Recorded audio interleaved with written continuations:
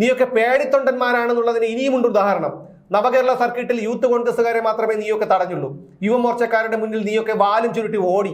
കാരണം RSSകാരുടെ ദണ്ഡയുടെ ചൂട് നിന്റെയൊക്കെ അപ്പനോ അപ്പൂപ്പനോ ഒക്കെ പറഞ്ഞ് നീയൊക്കെ കേട്ടിട്ടുണ്ടാകും. അപ്പോൾ അവരോട് കളിച്ചാൽ ആയുഷ്കാലം കിടന്ന കിടപ്പിൽ കിടക്കേണ്ടി വരുമെന്നുള്ള പേടി നിനക്കൊക്കെ നന്നായി ഉണ്ട്. ഇത് കേരളമാണ്. ഒരു കമ്മ്യൂണിസ്റ്റുകാരന്റെയും തന്തയുടെ വകയല്ല കേരളം. ഒരു കമ്മ്യൂണിസ്റ്റുകാരന്റെയും തന്തയുടെ വകയല്ല കേരളം. എടാ, ദീപാവലിക്ക് ആകാശത്തേക്ക് കൊളുത്തിവിടുന്ന വാണമില്ല, എലിവാണം. ആ എലിവാണം പോലെയാണ് കമ്മ്യൂണിസം. കത്തി ആകാശത്ത് ചെന്നിട്ടോ എന്നൊരു വെടി തീരുന്നത് വരെ മാത്രമേ ഉള്ളൂ എലിവാണത്തിന്റെ ആയുസ്. കമ്മ്യൂണിസത്തിന്റെ കാലം കഴിഞ്ഞു. അത് തിരിച്ചറിയാത്തത് നിന്നെയൊക്കെ പോലെയുള്ള വിവരവും വെള്ളിയാഴ്ചയും ബോധവുമില്ലാത്ത തലച്ചോറിൽ ക്ലാവ് പിടിച്ചിരിക്കുന്ന കുറെ മനുഷ്യക്കോലങ്ങൾ മാത്രമാണ്. ഡിവൈഎഫ്ഐ പ്രവർത്തകരായ 4 പേരെ പ്രതികളാക്കി പോലീസ് അന്വേഷണം തുടങ്ങിയിട്ടുണ്ട് പോലും. വധശ്രമമാണ് അവർക്കെതിരെ ചുമത്തിയിരിക്കുന്നത്. ജാമ്യമില്ലാ വകുപ്പ് ഉലത്തും. ഇതിലും വലിയ തെമ്മാടിത്തരങ്ങൾ കാണിച്ച പാർട്ടി ഗുണ്ടകളെ ഒരു ചുക്കും ചെയ്തിട്ടില്ല. പിന്നെയാണ് വിജയന്റെയും സർക്കാരിന്റെയും ഒക്കെ അഴിമതികൾ തുറന്നു കാണിക്കുന്ന ഷാജൻ സ്കറിയയെ ആക്രമിച്ചവരെ ചെയ്യുന്നത്. ഭീരുക്കളെ, നിന്നെയൊക്കെ കൊണ്ട് നിന്റെയൊക്കെ വീടിനോ ഈ നാടിനോ സമൂഹത്തിനോ ലോകത്തിനോ ഒരു ഗുണവും ഉണ്ടാകാൻ പോകുന്നില്ല.